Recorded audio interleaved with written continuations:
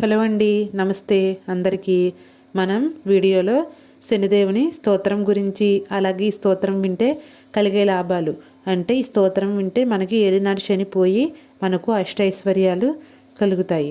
కాబట్టి ఈ వీడియోని ప్రతి ఒక్కరు కూడాను మనస్ఫూర్తితో వినండి, భక్తి శ్రద్ధలతో.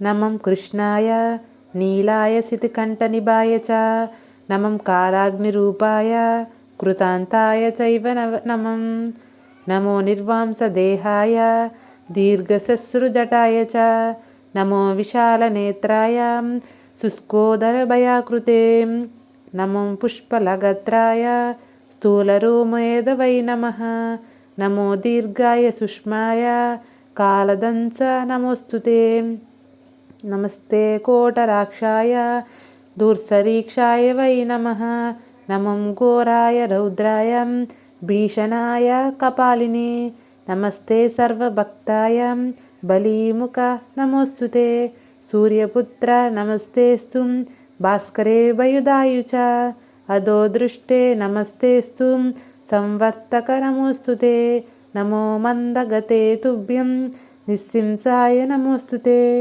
తపసాదగదేహాయ నిత్యం యోగరతాయ చ నమో నిత్యం క్షుదార్తాయ ఆత్మప్తాయ చైవ నమం జ్ఞానచక్షురమస్తీస్తు కుత్సృపాతజసూనవే తుష్ణో దదాసి వైరాజ్యం తుష్ణోహారసి తతనాత్ దేవాసురమానుష్యాస్స సిద్ధవిద్యాధరోరగ త్రియా విలోకిత సర్వే నాశం యంతి సమూలతం ప్రసాద కురు మే సౌరో వరదో భవ భాస్కరేం ఏవం స్తుతస్తదాసారిం గ్రహరాజో మహాబలం. ఈ వీడియో కానీ ఎవ్రీ సాటర్డే 1 టైం వింటే చాలు. అలాగే ఎవ్రీడే మీరు మీ ఇంటి దగ్గర కాకులకు అన్నం పెట్టండి. ఇలా మీరు డైలీ చేసినట్లయితే మీ మీద శనిదేవుని కృప కలుగుతుంది. అలాగే మీ మీద నవగ్రహాలకు కూడా అనుగ్రహం అనేది కలుగుతుంది.